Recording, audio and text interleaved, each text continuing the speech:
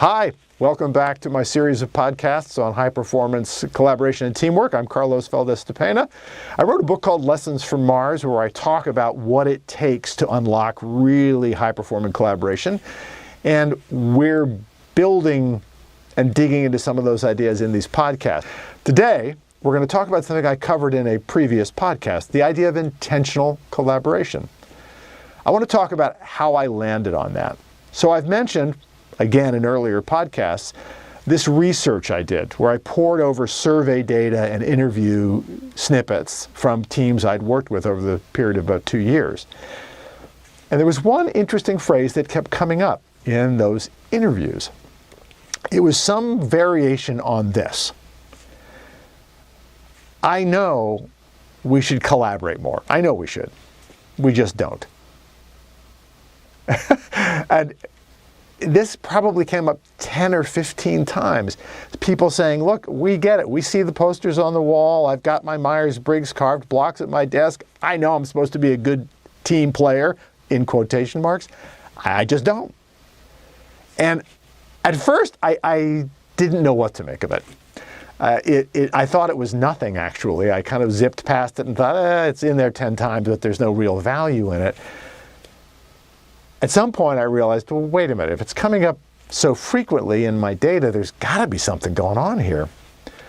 This was when I realized my time at IBM was going to come in very handy. So I talked about knowing the team stuff from my days as a consultant. So at IBM, I was schooled in a coaching methodology that was based in a model for motivation, and in particular, 3 what they called motives or needs based on the work of a guy named David McClellan. You can look him up if you want to. He was at Harvard for years and then Boston University. But his notion was that there are 3 motives that really make a difference for managers and leaders.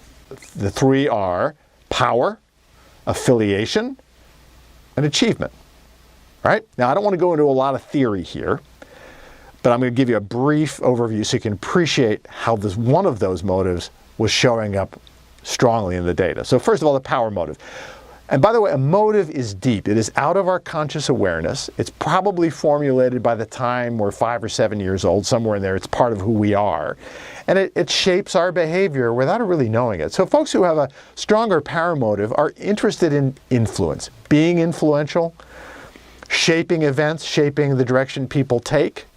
They are interested, in some cases, in being seen as influential. So if you love having that corner office, if you love having the executive parking space, that's meaningful for you, you're probably working with a strong need for power.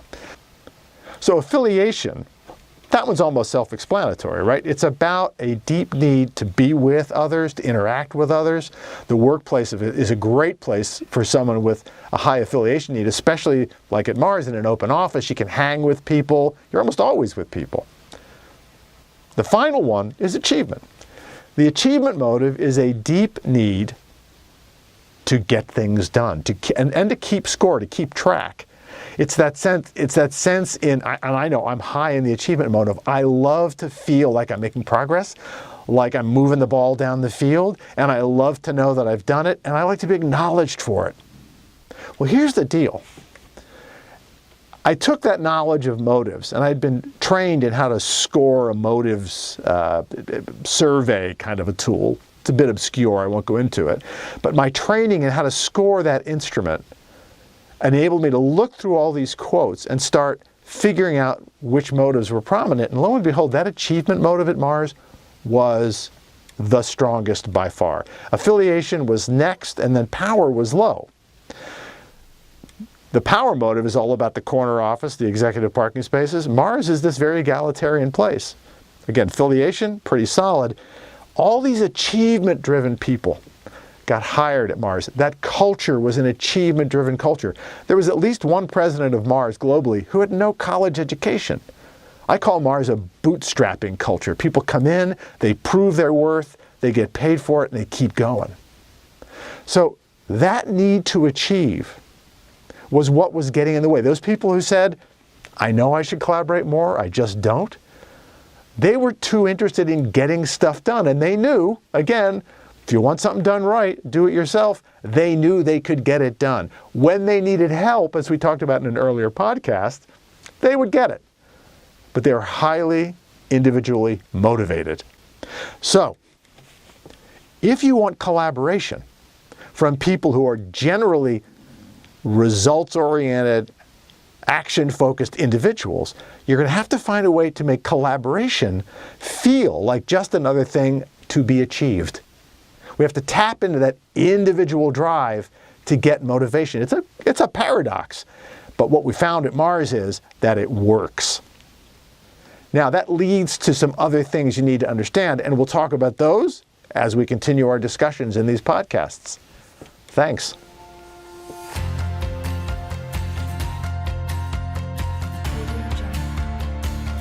If you enjoyed this episode, please subscribe to my YouTube channel, or you can contact me through my website, lessonsfrommars.net. That's lessonsfrommars.net.